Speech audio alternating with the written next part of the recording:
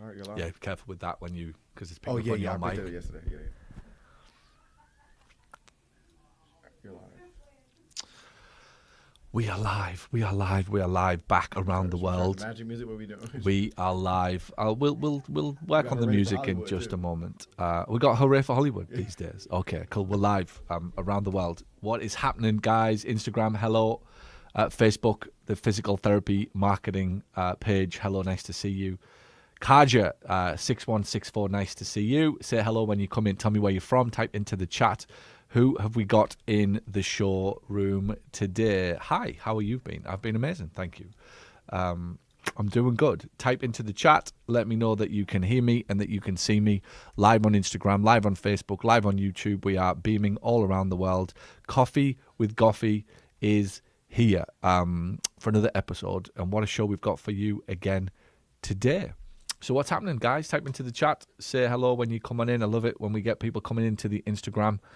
Remember, this is the place to post your questions at the Paul Goff is where it happens. This is the show that changes the way that you think, changes the way you see your problems and challenges, hopefully helps you become a bit more confident, a lot more confident, in fact, about the decisions that you've got to make in life, in business, at work, at home.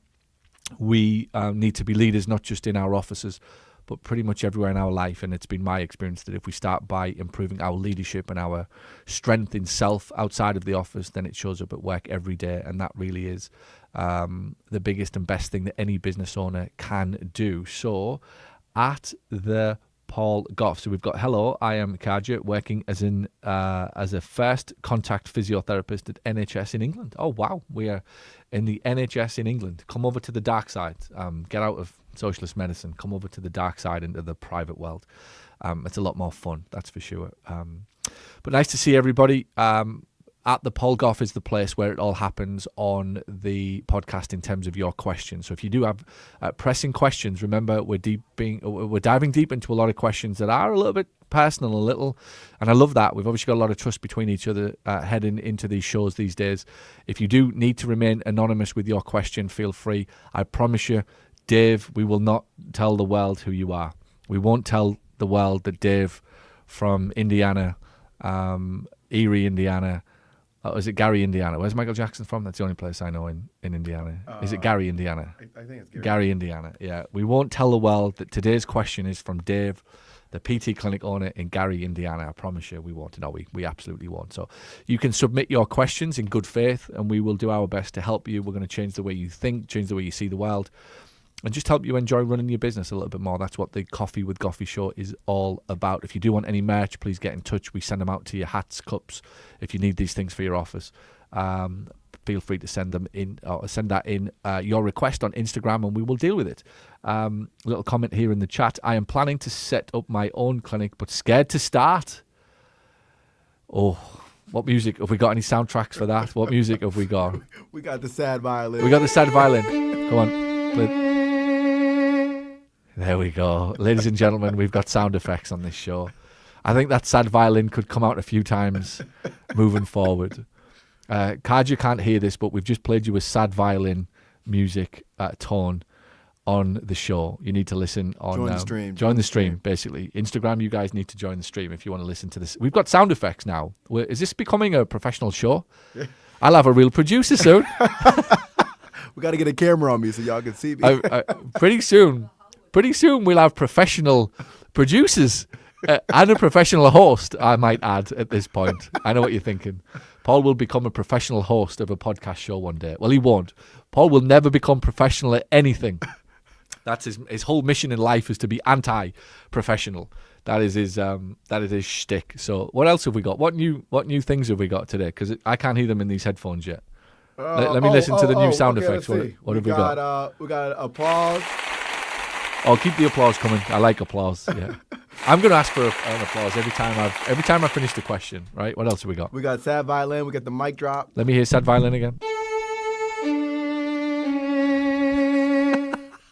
We got Hooray for Hollywood. I would like you to work on a few more versions of the sad violin, though, please. I think because we're going to hear it that many times across the course of the next year, right? We got Hooray for Hollywood. Hooray for Hollywood. Did somebody mention Hollywood?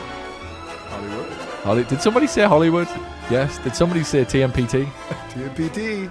I would like to see the impromptu Hollywood music arrive in between every question moving forward. And just to remind everybody that we are, in fact, headed to... Yeah, we're headed to Hollywood. This is TMPT here. Hey, we're also a snippet will be out today. I think Clooney and Denzel might be mentioned. There is Hollywood have sent report. In case you're not following me on Instagram, I keep saying this to you guys. If you're not following us on Instagram, Hollywood have sent an undercover reporter to Orlando. He's my biggest critic. He doesn't like any of the outlandish claims that I'm making about how much money PTs are going to make at the Cash Pay Summit. And every morning I pull up in the car park, there he is again with his entourage and his camera grilling me on my claims about how much money people are going to make at the Cash Pay Summit. He even dared to ask me this morning if I felt okay with the idea that healthcare professionals were making money. And I said to him, I sleep very soundly at the idea that healthcare professionals are making really good money because I don't know what's a more important role in the world than a healthcare professional. He thinks it's a scandal. Yeah, Mr. Does he have a name yet? We haven't came up. He hasn't got a name yet. We know which company he works for. TMPT. Yeah. TMPT Hollywood. Okay, he's got to get a name. Yeah, Jay. What else? What other music have we got before we start this show? We got the Hollywood. We got the Orlando Magic. Yeah, my favorite. Yes. We got the heart beating fast. Let me hear that one. Yes, I think we'll be using that one a few times to describe clinic owners. And yeah, that's about it right now. We're still adding to the list. Right, so I know what I've got. I've got the heartbeat, and I think it's up to you though, as we move forward, to know. Let's see if we're in the same zone, the same sync. When we need a little bit of an applause, a little bit of sad music, yeah, and we need a little bit of a heartbeat because the pulses are racing inside of offices right now. All right, where's it coming from? Whose computer is it coming from? Yours, right? Because I can't hear it in mine yet. You'll have to figure out how to get it into mine so I can hear and play along with this. Right. Anyway, that's enough of that. Did I mention Hollywood? Did somebody say Hollywood? Did we say Hollywood? Hollywood. There we go. Do you know my favorite place in Disney?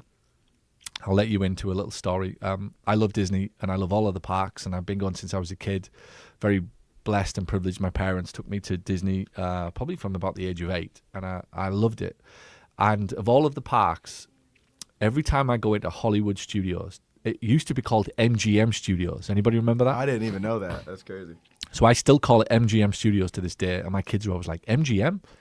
Because MGM was the original movie production company. So as a kid, I used to love MGM, and it was always the movies, obviously, as a kid, that you went to the park and you saw Indiana Jones and you saw all of the things that you were watching as a kid. So whenever the kids want to go now, I always, whatever park we go to, I always discriminate in favor of, but we can get into Hollywood Studios tonight because I love it. And I love it because I do love Sunset Boulevard. When you go in and you turn to the right, one of my favorite places, there's a lovely little, for anybody of you who have been, you go into Hollywood Studios, you walk up the strip and the main boulevard, turn right, go into Sunset Boulevard, and there is an amazing margarita place on the left-hand side, just as you are looking at the Tower of Terror. And me and Natalie have enjoyed many a margarita in Sunset Boulevard.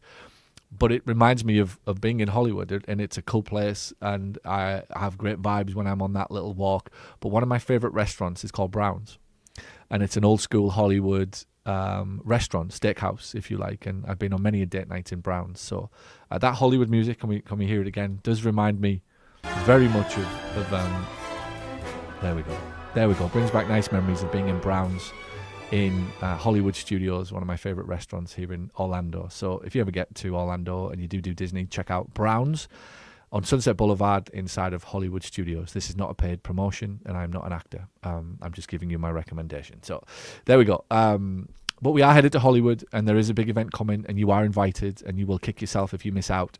This will be 200 PTs, 3 days, 4 if you want to come to the pre-day with me, and one special night. It's called the Cashies. Hollywood's got the Grammys, the ESPYs. We've created the Cashies.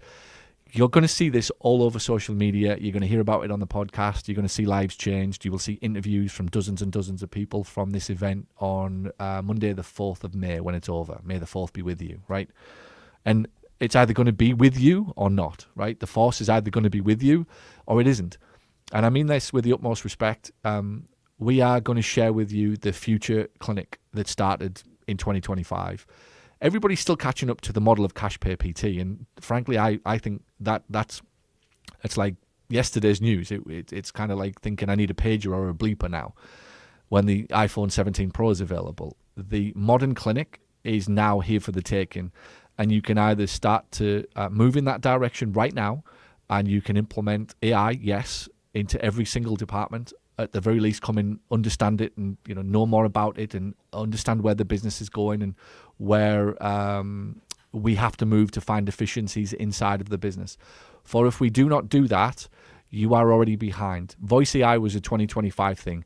Finance and analysis in 2026 is where we're headed. How could we understand the business better and the decisions that we need to make? AI is helping already at that level. AI is helping in recruitment. It's helping customer service. It's helping with better decision making. It's helping with sales training. It's helping onboarding teams. Any of you listening to this who have even the remote interest of growing and scaling profitably in 2026, I built the Cash Pay Summit for you. It is here that we have to consider now the future, the next gen, if you like, the evolution, Cash PT 2.0, whatever you want to call it, is here right now. And you will miss out. At the Cash Pay Summit, I will present to you the model for what I believe to be the next 3 to 5 years of building and scaling a profitable cash pay PT clinic. Dare not miss it. CashPaySummit.com is where it's at, and it will be an unforgettable 3 days. You will be immersed in success, in energy, in vibrancy, in fun, in laughs, in giggles with people who don't take life seriously. I don't let anybody in my seminars. If you've followed me for any length of time, you must know I have a wicked sense of humor. I don't take things seriously except the making of money. But everything else is fun. We have a great time, and I will share with you insights that I don't think you even right now know exist.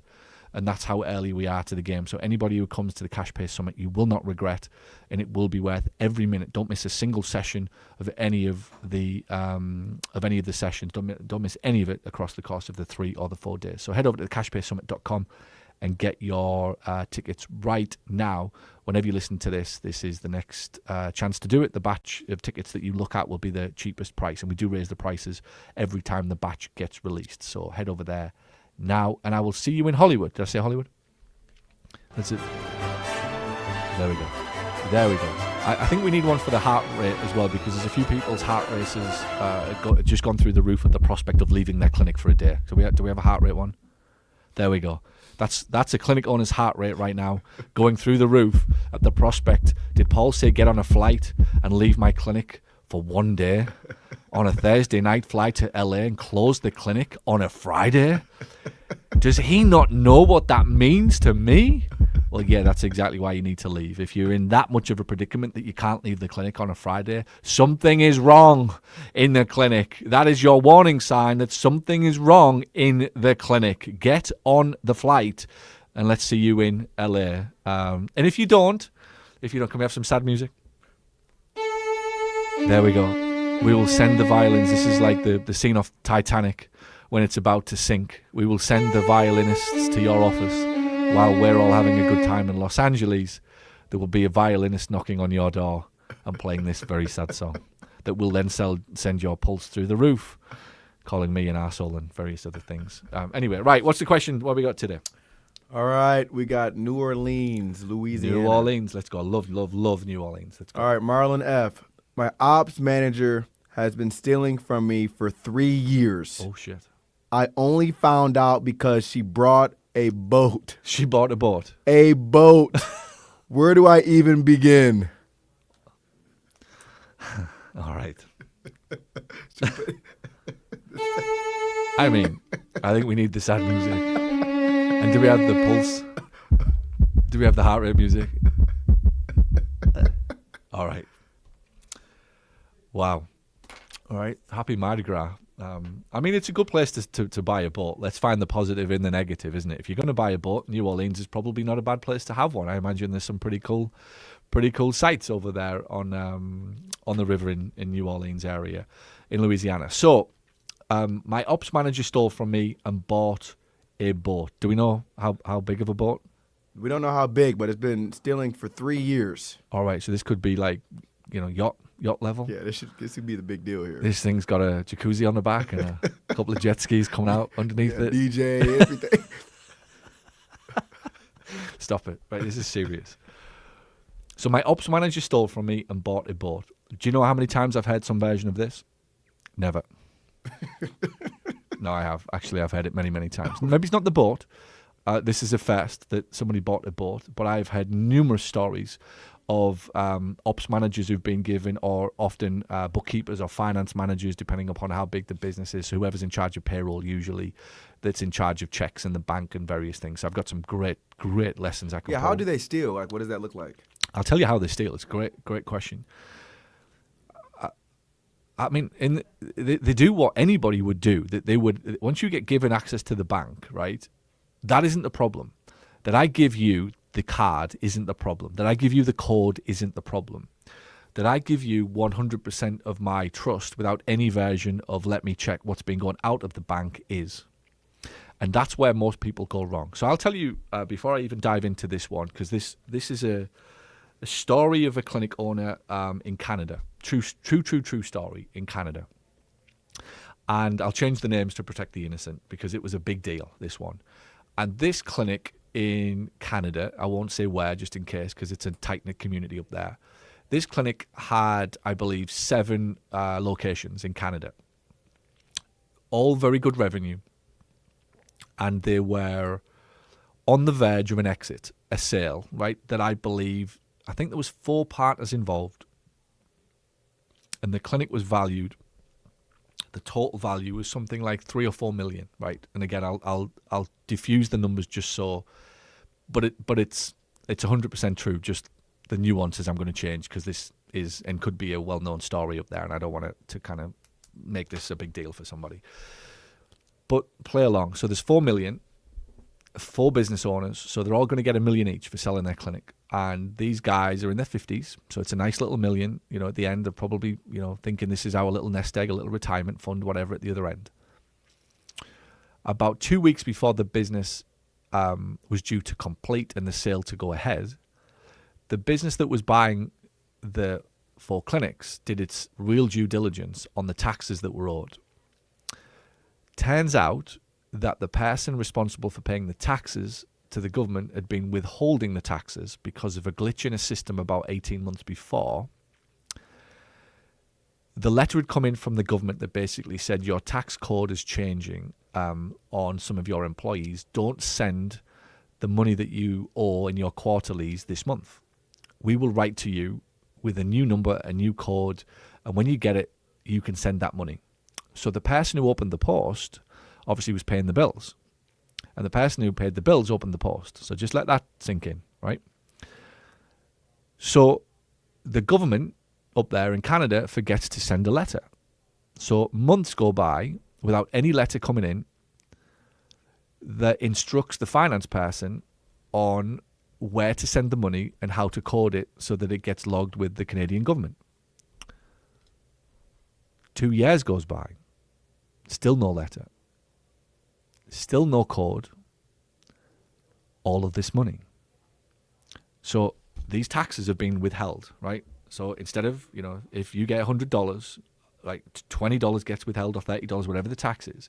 And the business owner is then responsible for sending the taxes either through payroll company or it does it manually. And it's quarterly taxes, right? So at the end of every quarter, the business has to work out how much money it might owe, and then it makes an assumption or a prediction of how much tax it's due, and it sends it off to the government. But when you send the money through the bank, you put a little code that says, this is for this business, and this is my reference code, and yada, yada. So if you don't have that, it's dangerous to send the money because then the bank sends it and nobody knows who it's for, and it could get lost or it gets rejected, right? So this goes on for 2 years. And 2 weeks before the sale was due to go through, they did a quick check to work out if there was any outstanding monies owed to governments or major lenders. Turns out that for 2 years, no taxes had been paid. So no employee taxes had been paid and no monthly quarterly taxes had been paid. This is a multi-million-dollar company with 30 plus staff. Could you imagine how many millions are involved here? Mega millions. What transpired and how this got through was that on the bank statement that the business owner checked, or didn't check, the business owner looked in QuickBooks and the person doing the finance, the manager, if you like, had made provisions every single month for those taxes leaving the account. Even on the bank statement, it matched up. But can you guess what and where the money was going? Where was it going? To a separate account that this finance manager had set up. So to the business owner and owners, it looked like the right amount of money was leaving the business. And it was, every month on time. The only problem was it was going to a personal account set up by the finance manager, and it was happening for 2 years. So now we're into millions that is owed to the government. The next question that everybody's going to be asking is, well, how did they get away with it for so long? How did the government not write to the finance or to the business to say you owe us this much money? Who opened the post? The operations. The operations manager. So they were getting. So they never knew. The businesses my never knew for 2 gosh. years. It gets better. This finance manager had a brother who was in maintenance. Now, with multiple clinics around Canada, I suspect, and I've got 4 clinics, so there was always a door that needed changing, or paint that needed doing, or a fix of a bulb, or something broke in a toilet. There was always something that was needed to be done in clinics, right, to keep these things fresh. The finance manager had a brother who was a maintenance man. Could you guess how much of the money that was being sent to the maintenance man that didn't need to be sent to the maintenance man? Oh, that's crazy. So this maintenance manager was the outsourced, basically, handyman of the business that was the brother of the finance manager. So he was in on it. So this business was literally losing money to this manager who, I don't think he went and bought a boat, and that's why I'm saying I've heard this before, but they both lived in big houses that they shouldn't be living in, and they both drove cars that they shouldn't be driving. And this sale, the upshot of this $4 million sale, it was actually more, but I've changed the numbers. The upshot of this $4 million sale is that it closed, it ended that night. The sale didn't go through. And not just that, so not only did the business owner not get his $1 million that I was consulting with, the business then was chased by the government for all of the taxes that were owed, so they were actually in debt for millions. So the business owner spent at least 2 years after that, after the business went bankrupt basically, fending off charges from the government for monies that was owed in taxes. The finance manager ended up in prison for at least 5 years, and the maintenance manager ended up in prison for about 2 years. So trust me when I tell you that this isn't alien to me, and that's why I say I've heard every version of this. And the upshot was that the finance manager was trusted, and the biggest mistake that they made was that they never checked the bank sort codes that the money was going to, which not many business owners would. But the real issue was that the same person opened the post who paid the bills. And as soon as I heard that in my consulting world, that was a rule I changed in my office. Like in my teams, you can't open the post and pay bills. And what we did and what we do is we rotate who opens the mail. So that every week somebody new that we trust opens the mail. So that if you run up credit card debt or you run up some kind of, you get my details, my credentials, you get anything, which obviously people can get when they work inside of a business. They can get your social security, they can get your address. Great. But if they sign up for something, they've got to use the address that the card's registered to, and therefore there's some mail going to arrive. There's going to be a bank statement if they sign you up for a loan or a credit card or whatever it will be. They're going to give you clues, but if the same person opens the post who's got access to the bank and they do that repeatedly, you are in trouble. And the biggest indicator that you've got somebody that is falling foul to the trust that you've given them is they won't let you inspect what they do. And this is a true story that I told at a seminar about 3 years ago in front of 100 clinic owners. And one of them in the room was visibly touched by it. And I could see on his face, his body language changed, his demeanor changed. And when I finished my session on the stage, having recalled, we were doing some kind of session on risks and risk management inside of a growing business. And he come up to me and he said, I think I've got a problem. And I said, why? He said, everything you've just described is what I've been doing. And this business was a $3 million a year business in California. And he said to me, I've been asking the girl who pays the bills for access to the payroll system, to the banks, to like all of the different places where the money could be. And she never, ever wants to give me access to it. And she just keeps saying, it's none of your business. Stop micromanaging me. You don't trust me. So she kicks up a fuss every single time he goes in and asks. Now, this is another topic, but at that point, like, the writing was on the wall that this person's up to something that they shouldn't be. And there is going to be some skeletons in that business, right? And sure enough, there was. And the finance manager was gone within about 6 weeks. And there was genuine let's just call it theft, right? Because it was. So everybody listening to this, and again, you early business owners listening, these are the real battle scars that are happening in business that make being in communities and being around other business owners worthwhile, because you think that this is not going to happen to you, and it is. And this ops manager that stole from me that then bought a boat is more common than you will ever believe. And I think once you start, because the challenge is this, you've got to give people access to the bank. And many business owners, I joked recently in a seminar, how many of you still got access, how many of you still pay all the bills and are the only one with access to the bank? And actually I did this at the Liverpool Mastermind in England 2 weeks ago. And people in the room raised their hands, a lot of the newbies, by the way.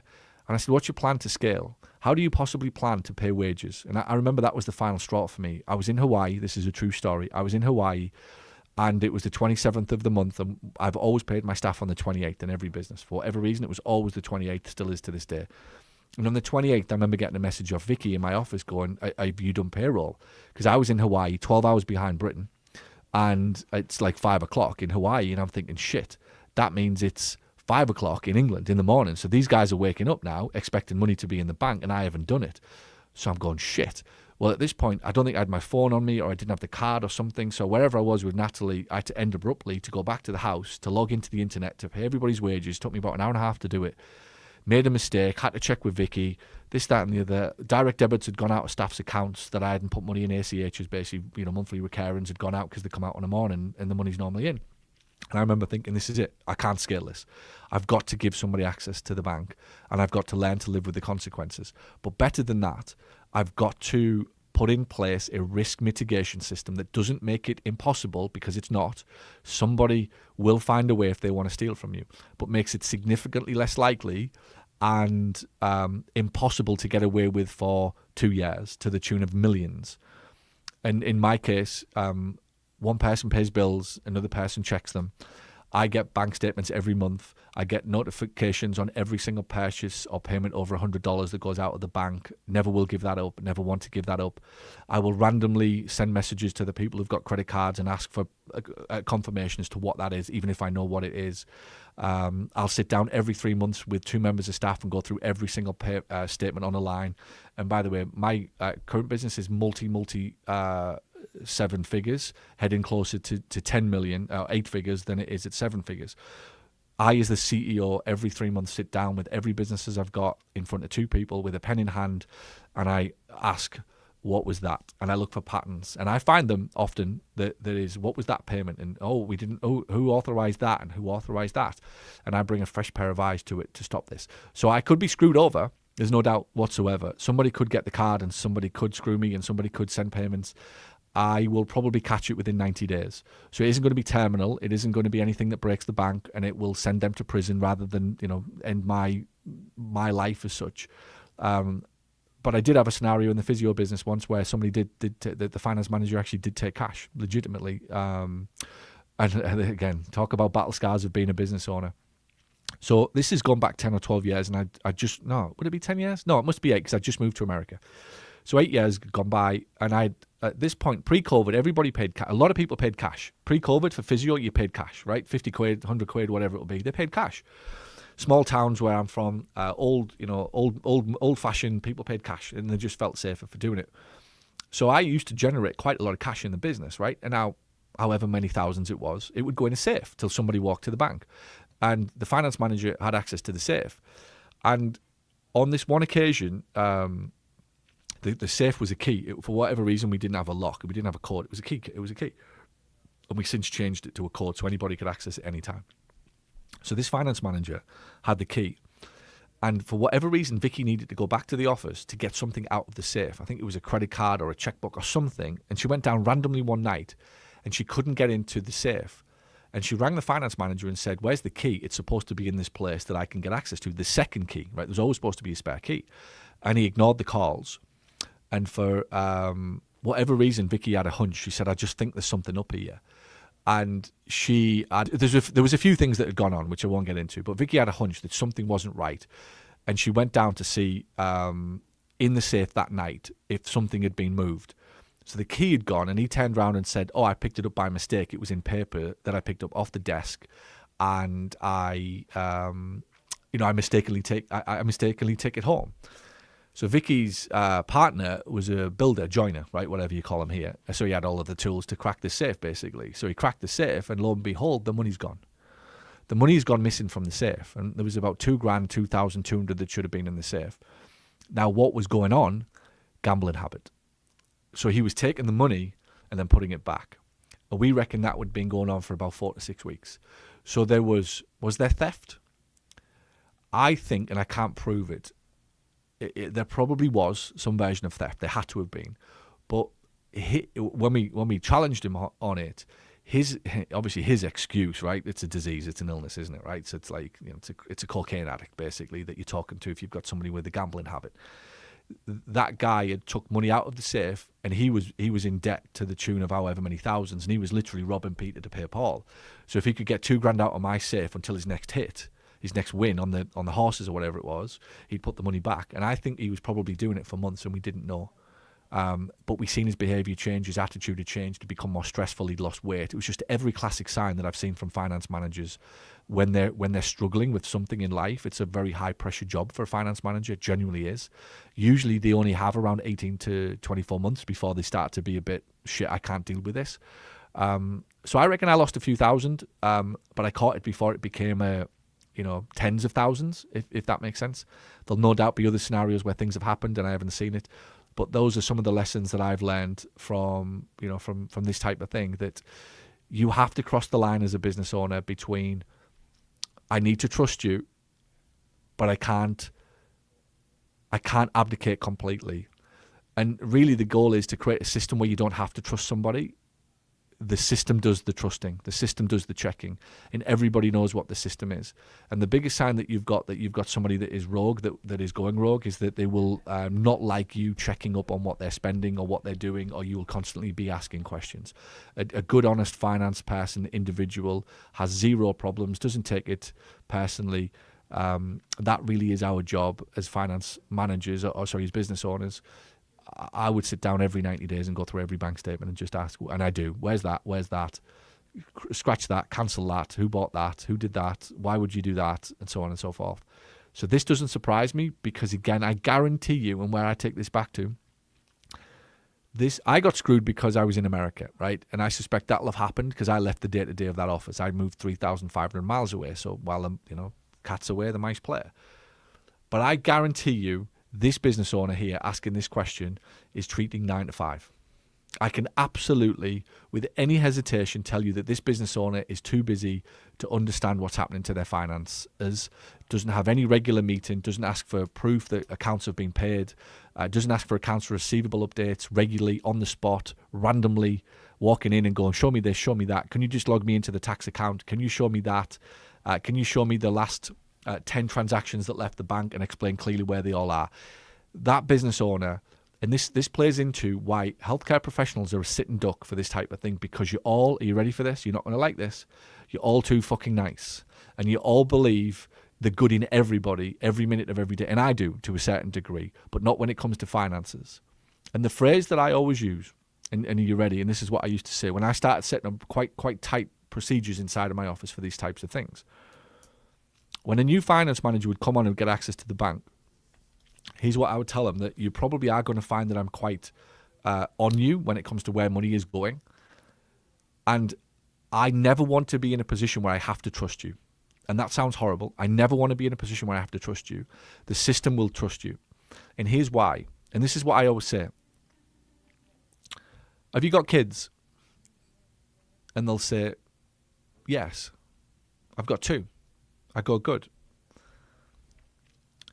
If I kidnap those 2 kids, would you steal from me if I put a ransom on their heads? If somebody stole your kids, if somebody kidnapped your kids, and I had $50,000 in the bank, and those kidnappers asked for that $50,000 to release the kids, would you steal from me? And they always go silent. And I jump in before they speak and I say, if you stole my kids, I'd steal more than $50,000 from you. So don't tell me you're not the type of person to steal. Because every one of us is the type of person to steal if The circumstances require it. And that was a lesson that I was taught from a very, very, very wise mentor, that everybody in the cold light of day will tell you that they won't steal from you. And 99.9% of people genuinely won't until and unless the circumstances change. And people that you employ today haven't got drug habits that might in 12 months. People that you employ today haven't got health bills to keep their kids alive that might in 12 months. People that you employ today haven't got themselves in $150,000 worth of debt and are worried about their husband or partners leaving them or losing their house. The access to your cash might just keep them in that house for another month or 2 months. And this is the naivety of life, that failing to understand life at this level, that every single one of us, yours truly included, if you had kids, if you had 100 grand in the bank and you kidnapped my kids, or somebody kidnapped my kids, I am robbing from you right now. I'm stealing everything on you, your teeth, your clothes, your watch, everything. You can tell the police right now, I'm going to be the guy that will pinch everything in your possession to get my kids released. And then I'll deal with the consequences of the police once my kids are alive and still alive and breathing. Is that not fundamentally how every single decent adult would exist? Yeah, I'd have to do the same. Correct. So nobody on here can say that the people that they've got wouldn't steal. And any of you who are falling for that bullshit, you are falling for bullshit, because they would steal if the circumstances changed. And unfortunately, circumstances do change in people's lives. And the person that you marry might not be the person that you are living with now. The person that you said I do to may have a completely different view of debt than you do, that you didn't realize 3 years ago. This is the real fucking world, guys, that you need to live in. And this isn't a business conversation. None of these things are that I talk about. These are real life conversations. And if people understand them, you have a really good chance of a good quality of life. Now, I'm not walking around all day, every day thinking, hey, someone's kidnapping my kids and I'm going to go rob Jay. But I'm acutely aware that if somebody did kidnap my kids and Jay's got 100 grand, Jay, I'm sorry, dude, you're walking around naked with no teeth. Like, I'm finding every ounce of cash that I can as fast as I'm walking into a bank in celebration today if somebody kidnapped my kids. Because every single person listening to this podcast would do exactly the same. Police officers included, by the way. Politicians included would do it. Nobody with a straight face would say that they wouldn't. Now, is that going to happen? Yeah, 0.00001% chance. Right? Do you get me? Yeah, right. So why we, and this is what I need to raise, is people's thinking is just inaccurate. Now, I'm not sitting here saying that all of this is going to happen, but I am saying that this, I guarantee you what's going on here. Over a 3-year period, you said, yeah? Yeah, This person employed somebody without a debt habit or a debt issue 3 years ago. This person took a job without a drug habit 3 years ago. This person took a job 3 years ago who wasn't married and didn't feel the pressure of the wedding, the credit cards, the sofa that they needed, the keeping up with the Joneses, the kids' medical bills, the new car that was required, the AC that broke, and so on and so forth, that 3 years later has them in $100,000 worth of debt. That person wasn't who they employed. So therefore, the circumstances that they employed and that they brought to the office have changed drastically, and therefore the need to get hold of cash has changed. Wake up, please, everybody. Every single one of you listening to this, wake up, because this is going on all around you. And I'm not saying it's happening in your office. I'm saying the people that you're having coffee with are changing. The people that you love are changing.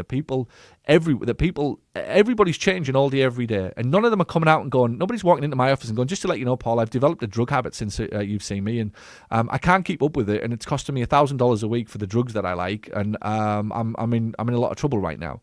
Or just to let you know, Paul, I've over-leveraged on everything and anything since I've worked for you. And I've got now 150 grand's worth of credit card debt. And people are knocking on my door trying to get literally the clothes off my back. Nobody's telling us any of these things. They're all posting on Facebook that they've got perfect lives, and look at me, that the life that I've got I can't sustain and I can't fund. By the way, I've got access to Paul's credit card. He's got a 10 grand line of credit on that. I think he won't notice that. Here endeth the lesson. I've been in business for 20 years. I sound like a broken record. I've got the battle scars. again, I said this the other day. Some people are just finding my podcast and thinking, well, I thought this guy was just a marketing guy. Just popped up on Instagram with his TM fucking PT shit, right? And this event he wants us all to come to. Is he just like popped up overnight? No. I've got every fucking lesson to share with you that you're going to go through, right? Everything. That's what these podcasts and everything the Planet Paul community is about. I've got the battle scars. And I've been able to accelerate the battle scars because I've consulted with thousands of clinic owners in the last 10 years. So I hear their battle scars that I'm able to share with you. And that makes this community and my teaching dangerously good. Because the scars, I've got them. I've got a story for everything that's gone on in the business. That's just one of many of somebody that's been robbed, or how they did it, or what the business owner didn't do, or how naive or how stupid they were when it came to growing and scaling the business.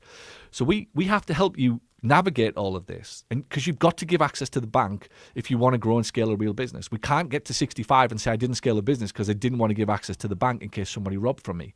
The phrase that I used all of the time, you can have my money, but you're not taking my time. My time, I can't get back. My money, I can go and earn it. I've got a proven track record of earning money, so I can do that. And everyone listening to this, if you could be asked, just, again, raise your prices, sell the products, have an upsell, have a downsell, keep your clients on schedule, provide great customer service, answer the phone when they ring, pick a marketing message, scale it, push it down the different media. This is all, making money is not that difficult. Getting off your ass to do those 10 or 12 things is, by the way, that's a different conversation. Very, very different. I can go make money. I can work in an Uber this weekend. I can go work in a bar this weekend. So I can make money, right? But I can't get that time back where I worried about you pinching from me. And that's the bit I've been adamant since I was in my mid-20s that I was going to have to live by.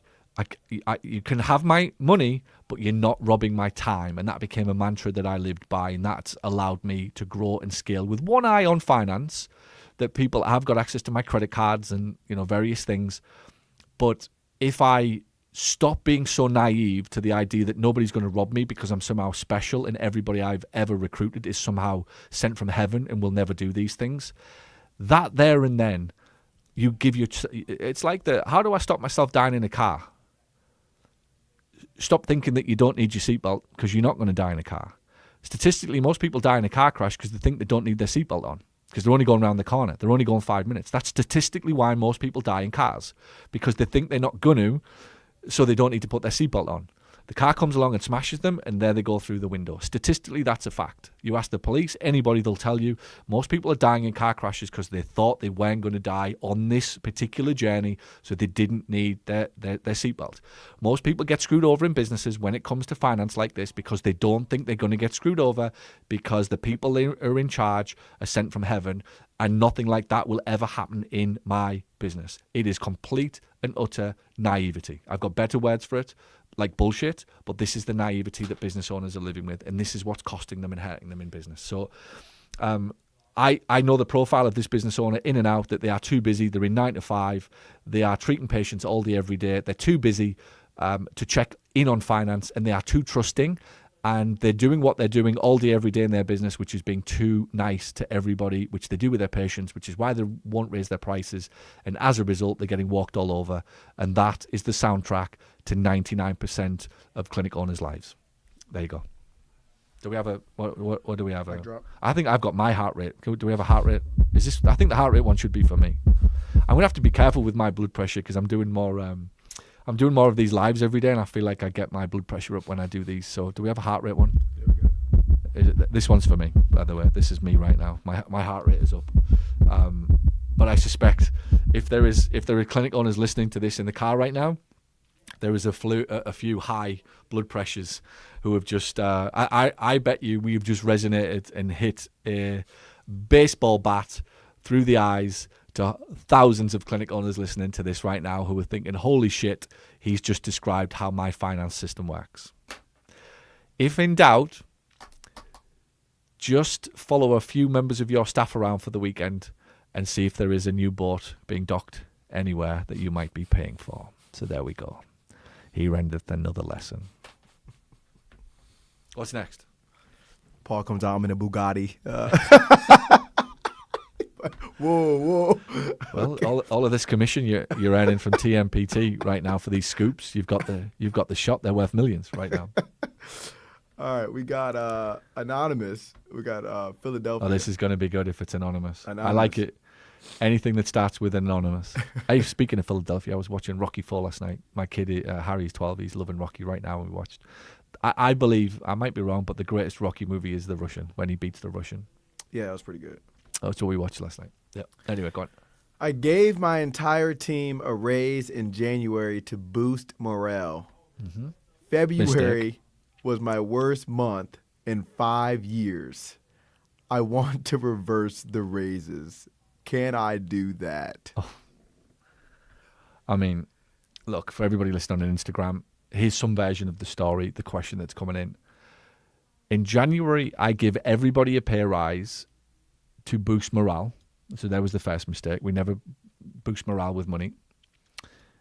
In February, it was the worst month in 5 years. A little bit of entitlement, maybe. And the question is, can I reverse the raises? I want to reverse the raises. So we're already in March. We're only in March, and we want to reverse the raises. So this is going on in Philadelphia. Now, I suspect there might be a legal challenge to this somewhere, somehow. So please consult a lawyer.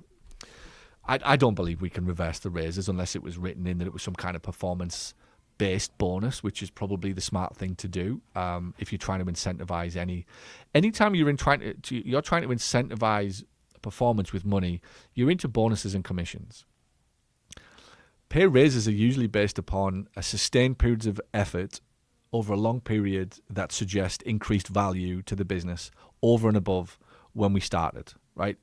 I don't think I'll have ever read I've studied every human psychology book going and known to man, and all great marketers essentially are studies of people and psychology and motivation.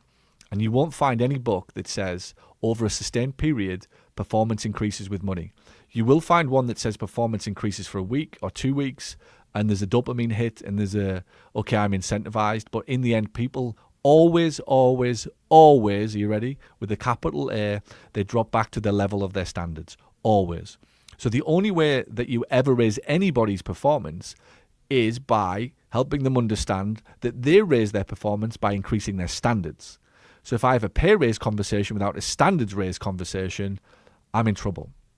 And that's what most business owners do. And again, I've watched this for a decade where business owners very, very rarely help or coach or guide or teach people how to raise standards, how to be better, how to get more organized, point them in the right direction of things. And so what happens is, because I'm not very good at that, I throw money at it.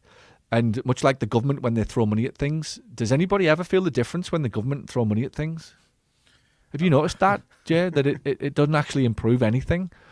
In my country, in England, I've however many years as an adult, all I ever had was them talk about needing more and more money for schools and for NHS and for the roads and for whatever it was. And I don't see any improvement in any of it, right? And they seem to throw money at anything, whether it's digital IDs or logins or some fancy website. And whatever they throw money at, it breaks or it just categorically doesn't work. So I think we're probably able to conclude that throwing money at things doesn't immediately fix it. It doesn't certainly change motivation over the long run. And that's the key word. Will those members of staff gone home on a Friday after a pay raise and thought, get in, right? I'm going to go and work a little bit harder on Monday or Tuesday. I have no doubt whatsoever in the car on the way home on the Friday, these members of staff legitimately, genuinely thought that they were going to work harder on Monday or Tuesday because they're appreciative of it and so on and so forth. Monday comes. Unfortunately, what happens on Monday when said member of staff gets into the car, so does said standards and habits get into the car. So a pay raise doesn't raise standards. Miserable people who move from England to Florida just become as miserable, if not more miserable. Happy people who move from England to Florida become happier. This is the story of the world over, that look at people's lives. They're miserable in their little towns or their little lives, and they think, do you know what, I will move to a sunnier climate with less taxes and I will immediately be happier. And the news flash is, unfortunately, on the flight packed with the luggage was also the habits and the standards, the views and the beliefs. And in 3 hours between taking off between New York and Orlando, those same habits, standards and beliefs are still there. And therefore, the individual who eventually tires of the sun and starts to get tired because it's warm and hot and so on and so forth is the initial getting in a swimming pool on a night after work or going to Disney and having a margarita. All of that initial gratification wears off, and guess what shows back up? The miserable view of the world that the individual had when they left state to come to Florida, right? Or insert the blank. Number of people who say, I'm going to go from England, I'm going to go to Australia. Great. Well, you'll be just as miserable when you get out there because you don't do anything to improve how you see the world. So you'll just take that view of the world with you when you get to Australia. And it is exactly the same with staff and me and every one of us. It doesn't mean because I've got more money that I'm going to be more motivated to achieve. If over a sustained period of time I'm adding over and above value to the business, then we've seen an increase in standards from arriving to today, and that warrants a pay raise and a thank you. But everything else is you're into commission and bonus. Salespeople get commissions and bonuses because they have sporadic moments where they think, shit, if I get that extra sale, I move into this bracket. So it increases the likelihood they'll make the extra 5 calls to get that money over the line. But these things happen in short windows, in small windows, if you like. They're not sustained. Frankly, I shouldn't say this because my sales team are probably listening. Most salespeople do jack shit for 90% of the month. Literally, 90% of the month they do fuck all. Right? Then miraculously, they've got to go find some sales and some sits and some sats and some conversions to get their money because they ain't going to be able to pay a payroll at the end of the month. And boom, we get 5 days of solid work at the end of the month. Right? That's sales teams all the world over. Now, we can't have that in every division, in every business because nothing would get done. So I think that's the mistake that this business owner's made. It's again trying to be liked, and it's trying to take a shortcut. It's trying to win a marathon by thinking that you improve in your 100-meter sprint time. It's not going to work. Hey, look, Paul, I want to win the marathon, the Boston Marathon. I'm in training for the 100-meter sprint. Well, it's not going to work. It's ridiculous to think that that's going to happen. But that's what business owners are doing when they think that they're going to improve culture and improve morale by giving everybody in the team a pay raise on a Friday. They don't automatically come back in on a Monday. The standards and the morale and the culture and the accountability, they are marathon-level training conversations. They take months to improve. They take years to hone and to be sustainable. No business in the history of commerce has improved its culture or its morale overnight by giving out a pay raise. Maybe for 24 hours, but certainly not in the long run. And it doesn't surprise me that this is what's happening. We've had a sugar high because I've been given a pay rise, but then I've become a little bit entitled because now I think, well, I got what I wanted and I might not need to work as hard on the conversions anymore because, look, hey, we did it. We got our pay raise. What about patient visit average? Oh, that doesn't matter anymore. What about upsells to wellness programs? Well, we'll worry about that next month. Meanwhile, the business owner who's been hanging out of her ass for however many months, worried about the business and not being able to pay bills, has tried to fight fire with fire. I've got no money, so I'll incentivize everybody with money that I haven't got. That should bring in more money. Can we stop the madness, as Kevin O'Leary would say? And again, this is the stuff that's going on inside of businesses all day, every day, that simply and frankly isn't working, that this podcast is shining a light on businesses, for and on behalf of businesses, and the madness that is happening inside of them. It's not needed. We need to be, in this situation, a real leader, a real coach, get a little bit of balls, sit down and go, look, yeah, absolutely, after a year, we'll talk about your progress and what you've done and how far you've come and all of these types of things, or whenever, right? It doesn't even have to be a year. But these are the things. You will not get an improvement in skill and performance just because you give somebody a pay rise. Zero correlation between doing so over the long run, I might add, anywhere in the world. I challenge you to find it. Heart rate. I think the heart rate one is required. There we go. I told you I'm gonna need a blood pressure monitor in this office soon just to keep me calm. Did somebody say Hollywood? Hollywood. Did somebody say Hollywood? There we go. Right, I'm in Browns right now on Sunset Boulevard, watching the sun go down over the iconic Hollywood Hills. Hollywood and Vine. I've been there. How old was I when I first went to Hollywood? 25-ish. UCLA. I used to go to UCLA, believe it or not, and just watch. And my kids, I tell them all the time, I'm living vicariously through my kids in that they are living my life. I watch them go to school on a morning and think, you lucky little is going to school in America, because that was my dream as a kid. And when I went to UCLA, I stayed in Venice Beach, Santa Monica for a few days. My friend lived in, this will test the people listening. I wonder if we've got anybody from Modesto Turlock up in San Francisco, just outside San Fran. When I was in professional football, a player called Adolfo Gregorio. Let's see if this filters out around America. Does anybody still know how Adolfo is doing? But he played for a team in the MLS. He got transferred to England. He played for the team that I was physio for, Darlington Football Club.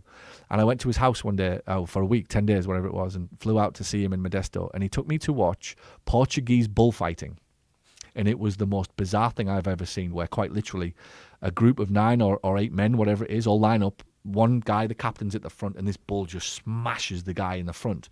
And the game is, if the guy at the front catches onto the horns, the second guy stays on the second one, and the third one stays on the third one. And it's classed as points.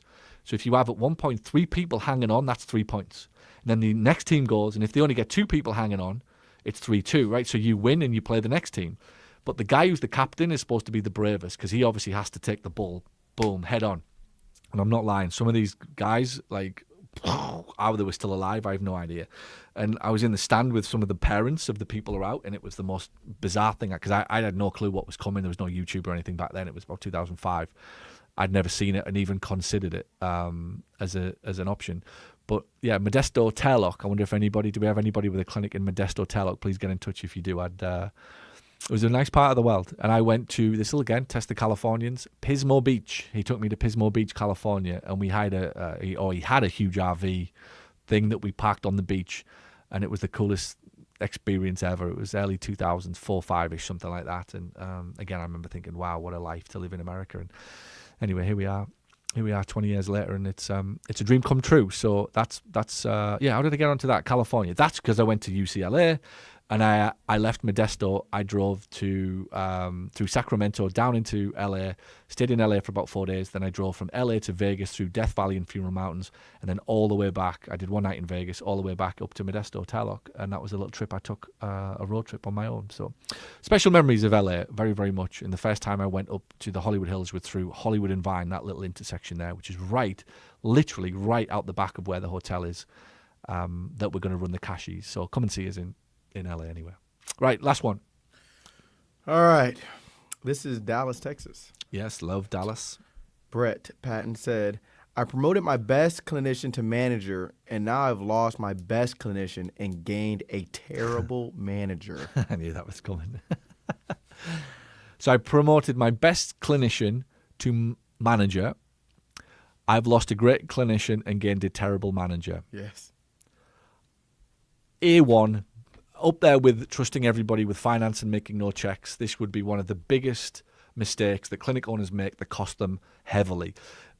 Write this down unless you're driving. There is zero correlation between being a good clinician and a good manager. And it is exactly the same as I've been preaching for a decade. There is zero correlation between you being a great clinician and you being a great business owner. What does anybody think there is in common between treating patients and managing staff? I'll give you a clue. Zero. There is absolutely zero clue or zero correlation between being a great manager and that of a great clinician. One involves following logical, researched steps, practical protocols that within a given degree of variance, usually the outcome is relatively certain, right? If we follow it as a PT. Follow this protocol within a reasonable degree of variance, assuming we've got the diagnosis correct, you will have a reasonable outcome. That does not exist with human beings. The emotional aspect of dealing with humans rules most PTs out, by the way, because most PTs develop the logical side of their brain because that's the bit that makes them really good clinicians. Have you ever met any really good empathetical doctors? Me neither. And candidly, I actually don't want to meet one, in all honesty. I'm more interested in the logical aspect of them. They have a wonderful empathetical girl on the front desk who usually calls and deals with you, and maybe even the assistant is wonderful and empathetical and calms you and helps you. And even when I went through my hip surgery 2 months ago, Dr. Ratterman in Tampa, very, very, very logical, very up and down, straight up and down, as we'd say, red or black, like good or bad, digital on or off. There was nothing in him, zero in him whatsoever. But his little assistant, very nice, humble and, calmed me down and talked me through the op and understood my nerves and talked me through the anesthetic and all of these things. The girl on the phone, nice and, thank you and we can't wait to see you and we've got you and all of these things. So the surgeon is very logical and I don't want him to be emotional. But if he tries to run a practice, he's going to struggle if he brings his logical side of the brain to an emotional role in the company. If I'm running the business, I have to be world class at both equally being logical and empathetical and creative. Creative is my marketing chops and my pricing and my offer and my messaging. The emotional aspect of it is understanding my clients and kind of really understanding who they are. And the logical side of my brain is the facts and the figures, the dollars and the pounds and the shillings and the pence. And this is good or bad, or this is, the logical side of it. We start work at 9, right? There's no emotional in that. Like, it's just logical. We finish at 5. Like, that's what we do. So I need to have both the logical aspect of it and the clinical aspect of running a business, but I need to have the emotional aspect of it. And this is the classic case. We see it in Britain all of the time in the national health, the free socialist system. Who runs the ward? The best nurse. What skill has the best nurse got that makes her the best nurse? Empathy. What's required for running the ward? Not empathy, right? Like it's the complete opposite. Like, things are different, right? I'm now involved in HR and I'm involved in disciplinaries and I'm involved in vacation time off and I'm involved in probably union conversations and rotas and overtime and all of these things. I'm having all of these conversations because I was the best nurse who was the most the most clinically aware and sort of the best with the patients at that level. Now all of a sudden I'm involved at the desk. I'm not wearing my nurse's outfit anymore and all I'm doing is dealing with HR shit. Am I going to be a very good ward manager? Not just because I was the best. Now I might be able to manage by standards and some people do get away with that their standards are very good and that's what they manage the ward for. But it's very unlikely I'm going to be a great people manager and a team manager just because I was a great nurse that could provide the best level of care. The two don't go hand in hand. 1 in 10, you will find a freak who's been able to do it and kind of just naturally went into that. But the other 9, it nearly always goes wrong. And again, I think the naivety of a business owner is that I was good at this, they must be good at that. And no, just because you've been a good clinician doesn't mean you're going to be a good business owner. It means you need to learn how to run a business in the same way that you did learn how to be a clinician. How many NFL stars have made millions, have then tried to open up a restaurant, a hotel, or some business adventure and lost it all? How many boxers have made millions, who've then started to try to run a restaurant or a business or some kind of thing and lost it all? And the reason they lost it all was because they associated success in the ring with success as a business owner. This is a 15, 20-year skill that they developed to be a boxer. How on earth does anybody let them think that isn't needed in business? I think this is the thing with business, right? I don't even know how to explain this. There is such flippancy towards business and the requirements of being successful at it. Everywhere else I look in life, if I see a successful boxer, I look at somebody that has been in training for 25 years. Yes or no? Yeah. If I see a successful NFL star, I see somebody who's been training since they were 5. I look at a basketball player, I see somebody that's been shooting hoops since they were 4. I look at a golfer, they've been playing golf since they could walk. I look at soccer players. I look at great doctors, they've been training since they were 18. I look at great nurses, they've been in training since they were 18. I look at great PTs, they've been in training since they were 18. Something happens where people think that they can just open a business and be successful without the same level of training and dedication. And it baffles me. And that is why, by the way, that the results are so low when it comes to people being successful. It's not because business is necessarily that hard, although it is. It is made 10 times harder when you're trying to drive a Formula One car without any driving lessons. And that's essentially what statistically, 96% of businesses in the US are bust within 10 years, 50% are gone within 5 years. 80% are gone within 5 years, 96% are gone within 10 years. It is because they are getting into a Formula One racing car without any driving lessons, and they are wrapping the car around the nearest lamppost or smashing into the back of another business in front of them, figuratively, because they don't have the skills to drive the car.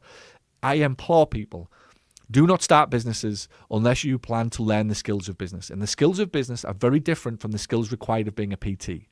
Even, dare I say it, the skills of business are very different required of being a marketer. When I first came out of the gate teaching this stuff, I used to just teach marketing, right? I was a very, very good marketer who'd pieced together a business. I didn't always have my shit together with the KPIs and the finances and the org chart and the hiring and all of those types of things. I didn't know any of that. I was just a world-class marketer. The marketer in me gave me a chance to learn how to run a business. So I had to be a reasonable PT. Yes, good reputation, nice guy. Fill up a caseload. Scale a caseload, learn how to market. Learn how to market, oh shit, now I need to learn how to run a business. And I don't even think there's enough respect to that marketing is different from business. Marketing and getting good at marketing gives you a chance to build a business, because without marketing, I don't have revenue. Without revenue, I don't get staff. I don't have cash flow problems. I don't have leadership problems. I don't have culture problems. So if I'm a good marketer, I then have to learn how to build a real business. And that's the journey that I go on. Great clinician, brilliant marketer, great business owner. And every one of them, and I keep saying this over and over and again, you earn the right to be a great clinician, you earn the right to be a great marketer, and you earn the right to be a great business owner. Somehow that is lost in translation on people starting businesses these days, that they just think because they had success in the boxing ring that they're going to have success in the business arena. And as 96%, and many people are finding out, there is zero correlation between my ability to fix a hamstring, an ACL recovery treatment plan, and that of managing a team, building a team, setting standards, KPIs, driving growth, vision, culture, and all of the things that are required at the business end of running a business. Is this a journey that you are on for the rest of your life? Yes. Is it hell? Yes. Is there setbacks? Yes. Is it heartache? Yes. Is it fantastic? Hell yes. And that's the point of running a business. And that's why it's not for most people. Candidly, and I say this, it's not for most. My kids talk about it. Like, you can, like, if we ever get into it, you want to run a business, just make sure you are ready for it, right? That you are ready for it. Like, because business will eat you up and spit you out unless you take it seriously and you learn the skills required of, give it the respect it needs. And that's all I ask anybody who's building a business. Give your business the respect it requires. Give it the same level of respect that you gave to being a clinician, and it will reward you 10 times more than any success as a clinician will. And that's the irony of the thing. You put your heart and soul into 5 to 7 years of being a clinician, right? Yeah, you might make 100 grand as a clinician. You put your heart and soul into learning how to run a business, you might make $1 million. It has an infinite upside. As a clinician, your salary is capped, and it is for every single person listening to this. It is capped. You learn how to become a business owner, change your identity, improve your skills, invest for 2 or 3 years, join communities, masterminds, peer groups, come to events. You commit to that journey for 2 or 3 years. The upside is even conservatively $300,000 to $400,000 a year, more in some cases. You know, I've got clients in this Planet Pole community who's $500,000, $600,000 a year, and that's no hype, it's no exaggeration. They're millionaires. They have from scratch millionaires with cash-based practices over the last 5 to 7 years. Just let that land. Millionaires from starting cash practices 5 to 7 years ago that make $300,000 to $500,000 profit take-home pay per year, and they've done it over a 5 to 7 year period. Nothing special. No trust fund kids. Good physios. Good attitude. Good work ethics. Heart and soul poured into learning how to grow and run a real business. Took being a leader of a business seriously. Didn't shy away from real conversations. Raised prices. Adapted. Implemented systems.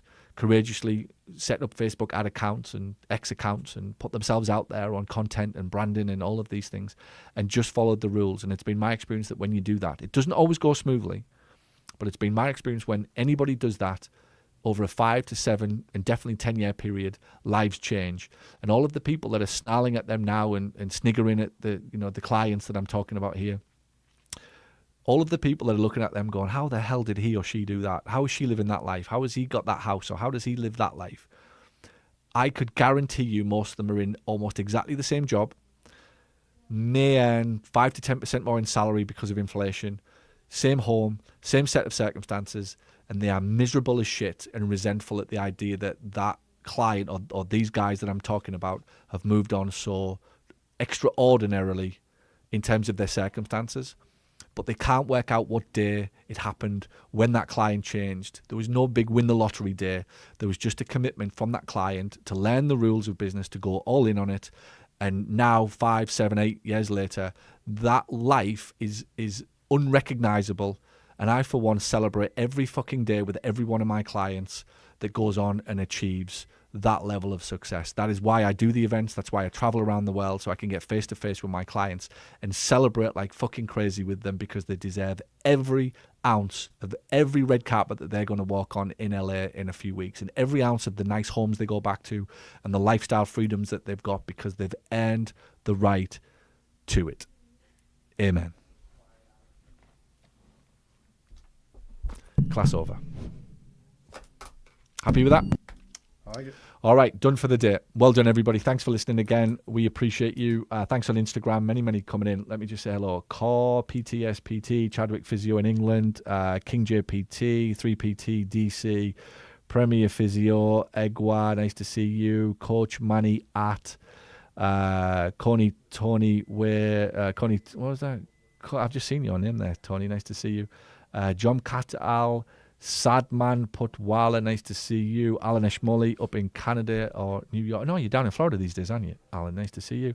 Harley 10B, Test 47080, Con PT, Jiggins Vicky, Re-Civilized, Adam O'Brien, Train Limitless, Will Moore, nice to see you. Mama San, South Jersey PT, Franklin, Active Motion Injury. Wow, we had a proper... I could keep going there as well. So well done. Thanks, everybody. Hope you've had a good call. It's on the replay. It will be up on the podcast. Remember, all of your questions coming on Instagram at the Paul Goff. We'll get these out for you. I'm serious about LA. Don't try and do this on your own. Come and see us in Hollywood. What a weekend it will be. You will kick yourself when you see it across the social platforms, and you'll hear about it from everybody on the podcast. There's a new way to run a cash pay clinic. It's 2.0. It is the... best and biggest opportunity that I've seen in 20 years. And as you can tell from the stories, I've been around the block a little. Do not miss this. Dare not miss the Cash Pay Summit. You will have a brand new way to operate your business that allows you to grow to levels that will our ancestors, our elders could only have dreamed of. When you use AI in your business, 30 to 35% margins are going to be possible. Or you can stick to the old way for the next 5 to 10 years and tell everybody that it's your town. I get it. It's your town. It's different. You know, nobody likes cash pay. I've heard it all before. I'm having fun, but hopefully I'll see you in Los Angeles. Have fun.